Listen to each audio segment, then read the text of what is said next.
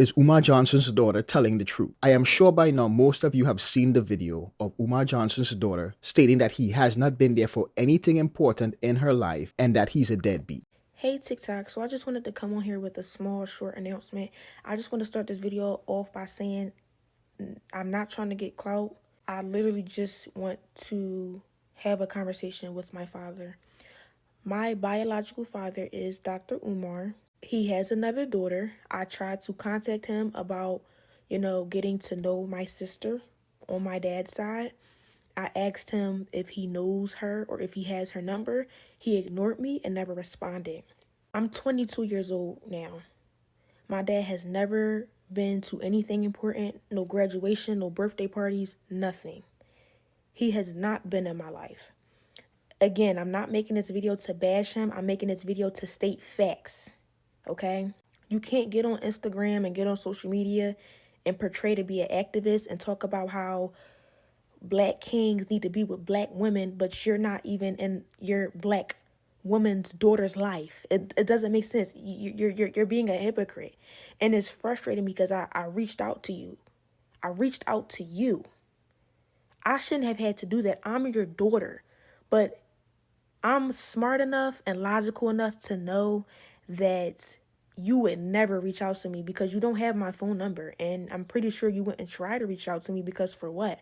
I don't want anything out of you. I want nothing but a conversation. Forget the relationship. I really don't care too much about that at this point. I just wanted a conversation out of you and you shut me down. You ignored me. You should never be too busy for your daughter ever in life. So I just wanted to make this video to just try to, I guess, somehow find my sister on my dad's side. So if you see this, please reach out to me. Please DM me because I want to know who you are.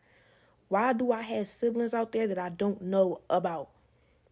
It's unfair. And deadbeat fathers is very common nowadays, especially in the black community, right? We all know Dr. Umar reps the black community or whatever, but you can't rep that if you're not even in your daughter's life. You moving backwards. You're moving backwards. It's not making sense. To the public, you look like this person, but in private, you a whole nother person. And I'm not bashing you. I just don't understand why you're ignoring me. I'm 22 years old and you have yet to be in my life. No graduations, no parties. When I get married, are you going to be at the wedding? Are you going to walk me down the aisle? Yo, I have a stepdad who has been in my life since a little girl. He has been in my life. And I thank God for him because my biological father couldn't even do that, y'all. My biological father is not even on my birth certificate because when my mom had me, he left. So is she lying or telling the truth? Umar Johnson responded, suggesting that his daughter is not being truthful and asserting that he's not a deadbeat. He also claims that he has the white man's paperwork to prove it. Oh, I'm ready for this. And I will have my white man paperwork. I will have my white man paperwork. When can we do the sit down? When can we do the sit down? Been paying child support since you damn near came out the womb.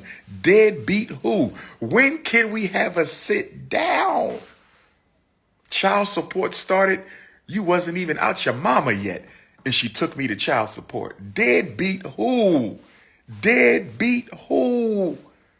Child custody file this thick. What are we talking about? Where is Mama Smurf?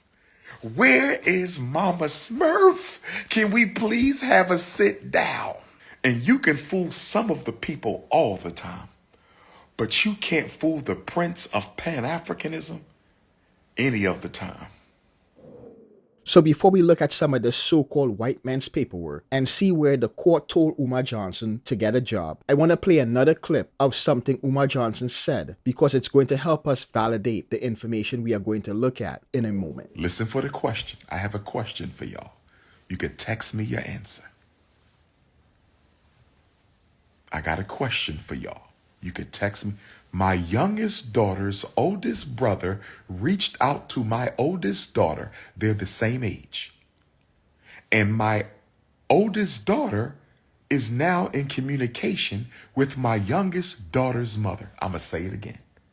My oldest daughter is in communication with my youngest daughter's mother. Here's the question. Y'all ready for the question? Here's the question. Why? I got two questions. First question. Why is my youngest daughter's mother communicating with my oldest daughter, but you are blocking my communication with my youngest daughter? Let me say it again. Why is my youngest daughter's mother communicating with my oldest daughter, but you're blocking my communication with my youngest daughter, although we have to go back to child support because your greedy ass wants more money?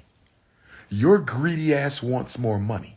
You're blocking me from seeing my baby, but you got me in child support for more money, and you're communicating with my oldest daughter. Can somebody help me understand this?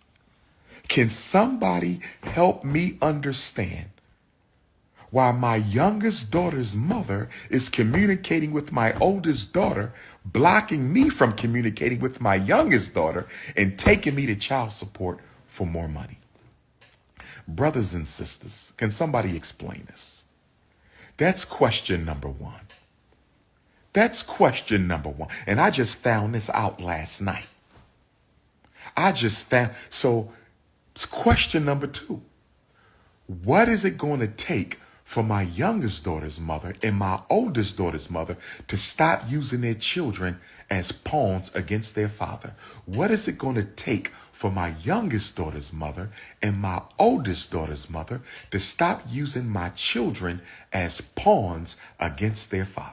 Take note, he mentioned twice that the mother of his youngest child is taking him back to court because she wants more money. If you go to the Pennsylvania Department of Human Services website and do a docket search using the name Umar Johnson, there are 3 child support cases listed. If we look at the second and third case, both of these complaints for child support were filed in 2015. One on 7/24/2015, and the other one was filed on 12/23/2015. I am not sure if these two are the Umar Johnson we are discussing in this video. Now, if it is, this would mean he was not being truthful when he stated he only has 2 kids. Now, the first one is D. Umar Johnson. Unlike the other 2, this one includes the initial A. Umar Johnson's full name is Umar Rashid Abdullah Johnson. Earlier, you remember we heard Umar Johnson say that his youngest daughter's mother was taking him back to court for more money. If we look at the docket description, we see that a modification petition was filed by the plaintiff being the mother, by her attorney. We will come back to this because based on the information listed, it's clear why she wanted the child support modified. The child support complaint was filed in 2017. Paternity was established and there was a final order, non-agreement. So the court decided on the child support order. A contempt petition was issued against Umar Johnson, most likely because he was not complying with the court order. Then we see that there was a generic order. This means that Umar did not provide the court with any source of income. So the child support amount was calculated based on minimum wage. We also see another contempt petition was filed by the mother. Now we see several orders to vacate bench warrants. So Umar Johnson was not paying his child support, i.e. violating the court order. Therefore, bench warrants were issued for his arrest. It looks like the mother tried to get the child support order modified, but it seems like once again, Umar Johnson did not provide a source of income because the generic order continued. Looks like at one point they suspended his license. Another contempt order was issued against Umar Johnson, and the court ordered Umar Johnson to find a job and report back to them. Wait, we have to let that marinate for a moment. So the most requested scholar told the court the reason he's unable to pay child support is because he does not have a job. This is crazy. This man is traveling all over the US and the world, but is telling the court he's unemployed. Umar Johnson has employable skills and can find a job. However, I believe he's earning money but is not reporting it, which allows him to avoid paying the full amount of child support. The unfortunate part is that the amount that he's currently paying is based on minimum wage, and he's not even consistently meeting that obligation. So I don't blame the mother for trying to get the child support order modified because she knows Umar is BSing the courts. We see some more bench warrants we just looked at. I would have to agree with the daughter. Umar Johnson is a deadbeat, but we are not done yet. As I stated before, Umar Johnson's full name is Umar Rashid Abdullah Johnson. So if I do a search for Umar Abdullah-Johnson, there is one case listed. The support complaint was filed in 2002, which aligns with the age of the oldest daughter. Also, the mother's name listed matches the one Umar Johnson put in his post. As we look through this case, we see the same type of things we saw in the child support case for the younger daughter. One difference is here, at least in the beginning, Umar Johnson was employed, because we see orders to modify income attachment. So basically they were collecting the child support directly from his employer. However, it doesn't seem that the employment was consistent, because we see generic orders and bench warrants. Just like in the case of his younger daughter, his license was also suspended and reinstated a couple times. The last time any employment was noted was back in 2014, more license suspensions and bench warrants. So Umar Johnson's daughter is right. He's a deadbeat. Not only wasn't he in her life physically, he wasn't there financially.